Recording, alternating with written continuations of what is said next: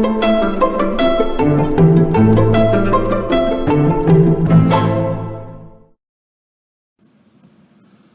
up, mathletes? All right, today I will practice writing and graphing linear equations is our learning target. What's our essential question? It is, do I remember how to find linear equations? Do I remember how to find linear equations? And this is a skill builder. We just want to remind ourselves of the skills that we've got. So let's first break down y equals mx plus b. First, our m is our growth factor. It's also our slope, which is our rise over run, which is change in y over change in x, which, if you remember, it is the formula y2 minus y1 over x2 minus x1 for the points x1, y1 and x2, y2. Remember what we do? I always just circle the y. So, all right, what's this minus this over that minus that? I kind of point it backwards. And what does b represent? So we now know what our m is. And what is b? Well, b is it is the y value of the y-intercept. So it's the y value of the y-intercept. In other words, for our y-intercept, it's going to be 0, whatever b is. We would just write that in. All right? There's just a quick refresher on that. And now, we're going to look at two situations that you're going to have practice with on the homework of information we're given and how to create a linear graph from that. So, given a slope and a point, I'm actually going to do this one first. I meant to put it first and I didn't, so here we are. Given a slope and a point, if m equals 1/2 and the point is 2/8, well, what do we have here? That's our x value and that's a y value. And then we have our slope value. We have y equals mx plus b. We're going to do triple sub. I feel like there's only supposed to be one p in triple. Is that true? Triple. Yeah, there should be only one p. My bad. If I'm wrong, you can let me know. Send me an email. So what's my y value? Turns out it's 8 equals my slope I was given was 1/2.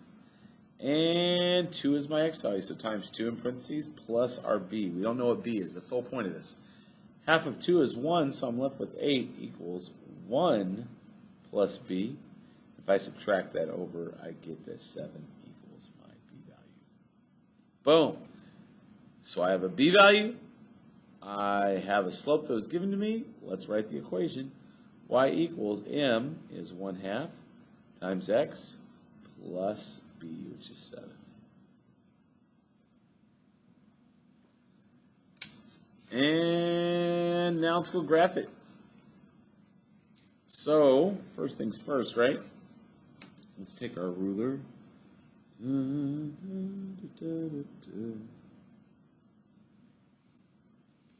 don't necessarily have to do this. I just wanted my lines to show up really good for you guys.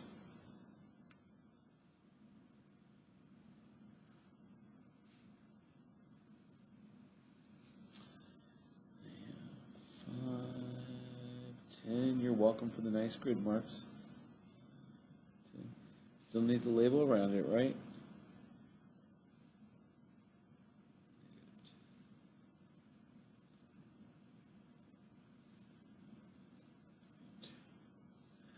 Okay, and then let's remind ourselves of how easy it is to graph from this. Now, I could just mark that point 2, 8. I could just go to 1, 2, and up 8. And then I would go, what? Up 1 over 2? Up 1 over 1, 2. Up 1 over 1, 2. And that would get me where I need to be. But here's the thing. I don't want to do that. What I really want to do is I really want to go to the equation and just say, all right, it's 1/2 x plus 7. So we know that 7 is the start value. And 1/2 x is the growth factor. So I'm growing by up 1 over 2. Look at that. I'm right on track of where I should be. So we're going to go ahead and connect this. We need to draw our line, don't forget, all the way through.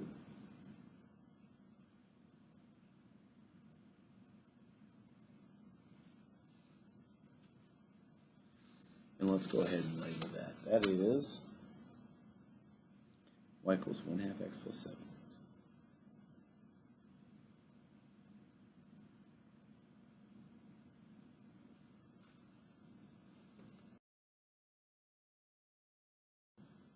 All right, so sorry if I blipped for a second there, but I was getting tired and had to stand up and walk for a minute, man. It's the end of a long day. What can I say? Life happens, right? When we get back and we do that math.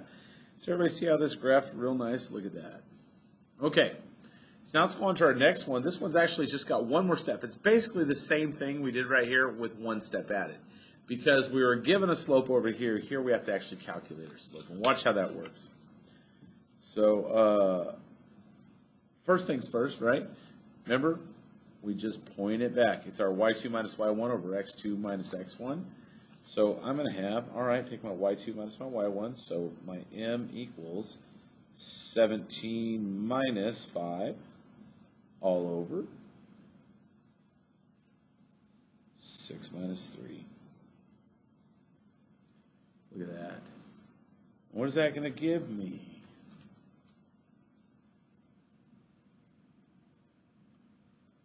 12 over 3, which equals 4. So we got a slope of 4. All right? But now I'm in the same spot I was. The difference is I can pick which of my 2 points to use. I'm going to choose 3, 5, but honestly, you could pick 6, 17. It would make a difference. I just like 3, 5 because they're smaller numbers. So 4, 3, 5. Remember, this is my x and y, so I'm going to write my y of 5 equals my m, which is 4, times my x of 3, plus our b value. So 5 equals 12 plus b, minus 12 from both sides, and I get negative 7 equals b. So what does that mean? I've got my b value, I've got my slope, let's plug it in.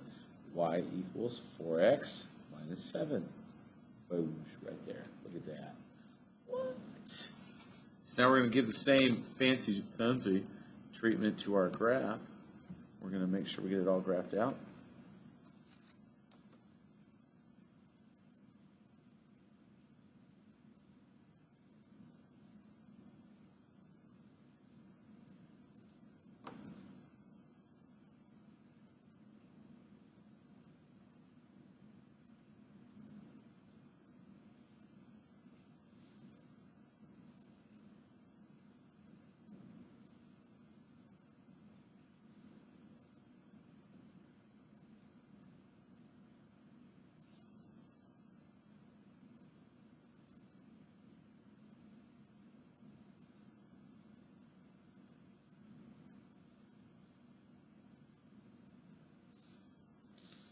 Okay, and let's go ahead and graph this now. We've got it all written out. I probably should label it X.